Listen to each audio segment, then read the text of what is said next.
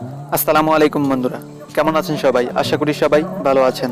বন্ধুরা, আজকের এই ভিডিওতে আমি আপনাদেরকে দেখাবো কিভাবে ফোনের এই নোটিফিকেশনসের ব্যাকগ্রাউন্ডে নিজের ছবি সেট করা যায়, অর্থাৎ এখানে কিভাবে একটা কাস্টম ব্যাকগ্রাউন্ড সেট করা যায়। তো বন্ধুরা, ভিডিওটি শুরু করব তার আগে বলে নিচ্ছি, এই চ্যানেলে নতুন হয়ে থাকলে অবশ্যই চ্যানেলটিকে সাবস্ক্রাইব করবেন এবং পাশের বেল আইকনটিতে প্রেস করে দেবেন যাতে পরবর্তী ভিডিও নোটিফিকেশন আপনার কাছে পৌঁছে যায় সবার আগে। তো বন্ধুরা, চলুন ভিডিওটি শুরু করা যাক।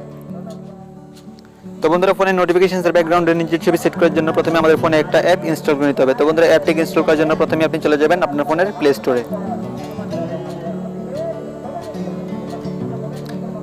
তো প্লে স্টোরে চলে আসার পর এখানে সার্চ বারে সিম্পলি টাইপ করবেন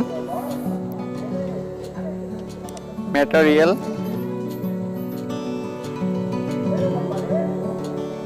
নোটিফিকেশন শেড। তো বন্ধুরা, ম্যাটেরিয়াল নোটিফিকেশন শেড লিখে জাস্ট সার্চ করে দিবেন।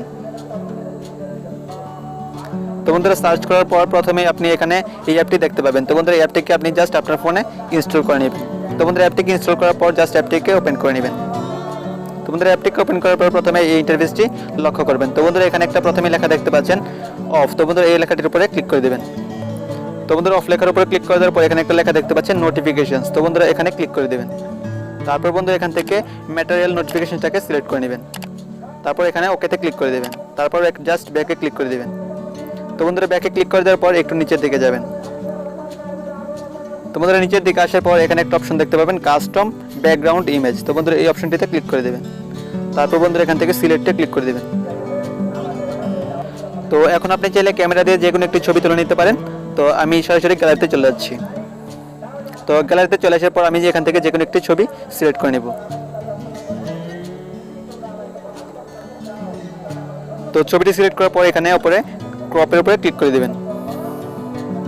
তো বন্ধুরা, এখন আপনারা দেখতে পাবেন আমার এখানে যে দেখতে পাচ্ছেন বন্ধুরা নোটিফিকেশনের ব্যাকগ্রাউন্ডে কিন্তু একটা ছবি সেট হয়ে গেছে। তো বন্ধুরা, এইভাবে কিন্তু আপনারা আপনাদের ফোনের নোটিফিকেশনের ব্যাকগ্রাউন্ড আপনারা যে কোনো ছবি সেট করে নিতে পারবেন। তো বন্ধুরা, আশা করি ভিডিওটি আপনাদের ভালো লেগেছে। যদি ভিডিওটি ভালো লেগে থাকে তাহলে অবশ্যই একটা লাইক করবেন, নিচে কমেন্ট সেকশনে কমেন্ট করে জানিয়ে যাবেন ভিডিওটি আপনাদের কেমন লেগেছে। আর অবশ্যই আমাদের চ্যানেলটিকে সাবস্ক্রাইব করে রাখবেন। তো বন্ধুরা, দেখা হচ্ছে পরবর্তী ভিডিওতে। সেই পর্যন্ত সবাই ভালো থাকবেন, সুস্থ থাকবেন। আল্লাহ হাফেজ।